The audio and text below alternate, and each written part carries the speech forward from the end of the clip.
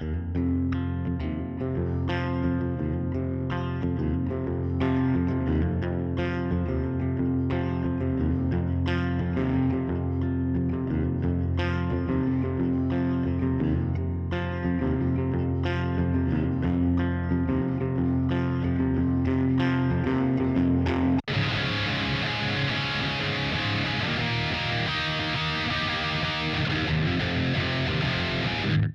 guys, it's Carl Brown from GuitarLessons365.com. Today we want to take a look at You Know You're Right by Nirvana. So this one is really based around just 3 basic chords, but before we get started though, you need to tune your guitar down a half step. So you get that little open string. So the whole guitar, tune down a half step. If you don't know those notes, look in the description of the video and you will see, I'll lay them out for you. Alright, so after you're in the proper tuning, we can start here. Now, this is really based off of the same riff.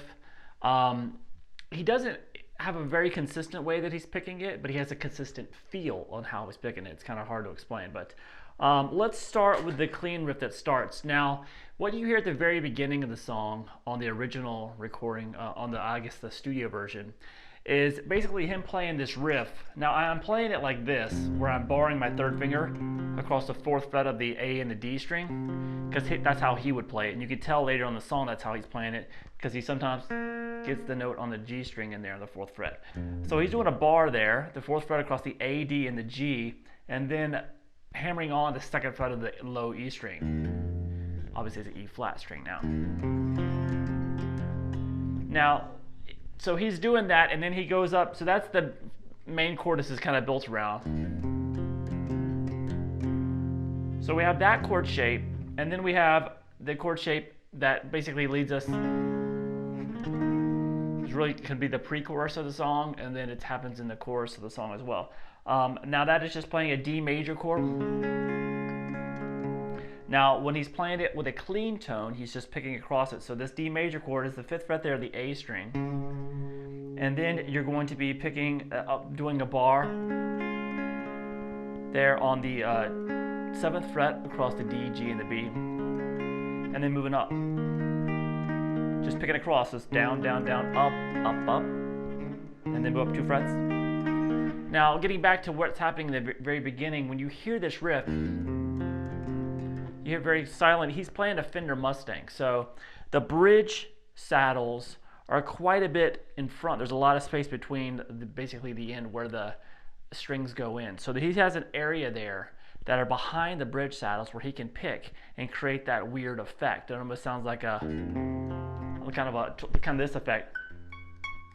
I don't know if you can hear that, but it's basically kind of the toy box effect kind of thing. That's happening by doing kind of that same riff, which we'll talk about in a second, but he picks it behind those bridge saddles. So if you have a Fender Mustang, that's what you want to do, but it's just in the very beginning of the song, if you want to know what that effect is. Now the actual riff itself, we're going to work off, we got this bar here, we're going to hit the low E string and hammer on the 2nd fret. Now, so I'm going, and I pick it again, and when you pick across it again, you hit the 6th string and the 5th string together. And then you hit an upstroke on the D string. Alright, so it's kind of a weird feel. So I'm going to slow it down, see if you can just follow it.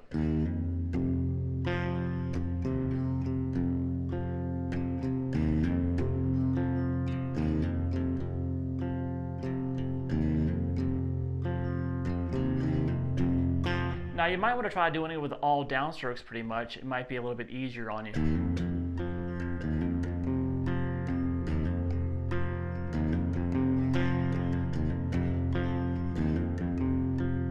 But it's not very, when I say it's not very consistent, when you hear on the recording, he doesn't repeat himself too much. It's kind of that same feel, that kind of.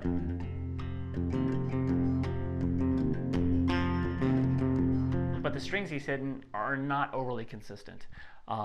So just base it off that chord. And as long as you have the hammer-on timed right, and and then you hit that top note. Just repeat it.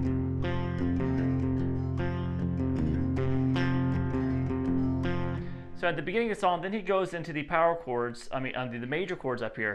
When he does this, when there's distortion on, which is when he launches into it the first time in the beginning of the song, so I'll kick in some gain. He also moves his bar across, the first finger across the 5th fret of the low E string. So we have this, so you have that note in there as well. And then you move back up, and then I think he goes back to the clean.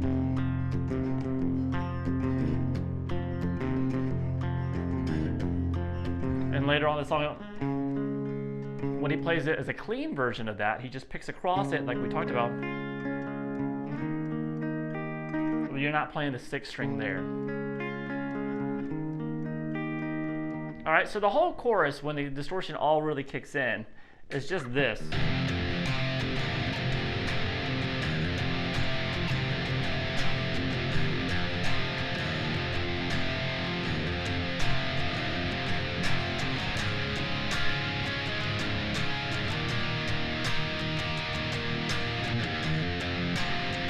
All right, so that's twice as long, this version of the riff, the second time you hear the chorus. All right, so it's really, the song's just based around those 3 chords. So I know I'm just kind of giving you this stuff like, okay, if it's a clean version, play it like this. If it's distortion on, play it like this. But it's pretty much the best way to simplify it. Now we do have a little guitar solo. Well, there's a couple of areas of the song where there's some crazy and just a lot of feedback, which I'm not going to be able to create here. But when he does actually move into a melodic solo figure, where there's a melody that he actually plays, it's when he's saying, "You know you're right," along with it.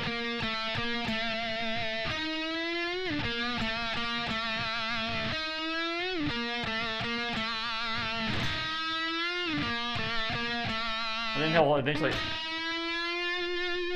Now what that is just 9, 8, 9, 8 on the D string, and then the bend at the 9th fret on the G.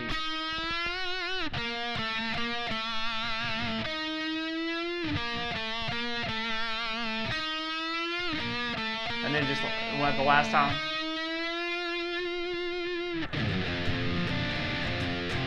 And then there's a lot of just noise being created and stuff, but it's really based around that F sharp power chord there. All right, so I hope it helps you kind of dissect what's going on in the song. It's very simple, but once again, there's things in it that are very random. So I know if you know the song well, you know what I'm talking about here. But this simple little, how to play these chords should make it pretty easy to follow along with the song. All right, hope you enjoyed it. I'll see you again soon for GuitarLessons365.com.